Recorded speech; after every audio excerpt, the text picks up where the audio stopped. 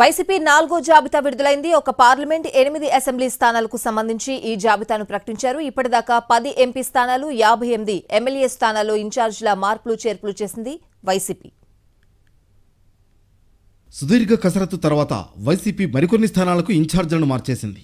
ఒక parliament 8 assembly స్థానాలకు సంబంధించి 4వ జాబితాను మంత్రి బొత్స సత్యనారాయణ విడుదల చేశారు. రీజనల్ కోఆర్డినేటర్లు ముఖ్య నేతలతో చర్చించిన తర్వాత సీఎం జగన్ నిర్ణయం తీసుకున్నారు.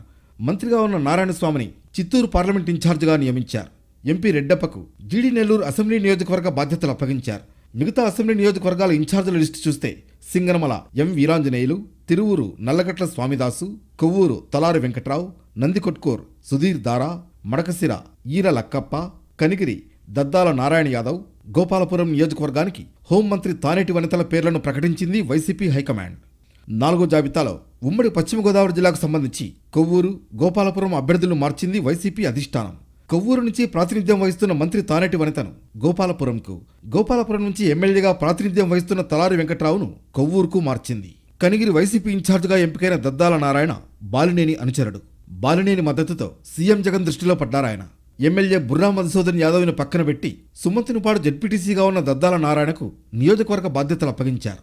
ఇక వైసీపీ మొదటి జాబితాలో 11 స్థానాలు, రెండో జాబితాలో 3 ఎంపీ 24 అసెంబ్లీ స్థానాలు, మూడో జాబితాలో 6 ఎంపీ 15 అసెంబ్లీ స్థానాలకు మార్పులు చేర్పులు చేసింది. ఇప్పటి వరకు 10 ఎంపీ స్థానాలు 58 ఎమ్మెల్యే స్థానాలకు ఇన్ఛార్జీలను ప్రకటించింది వైసీపీ.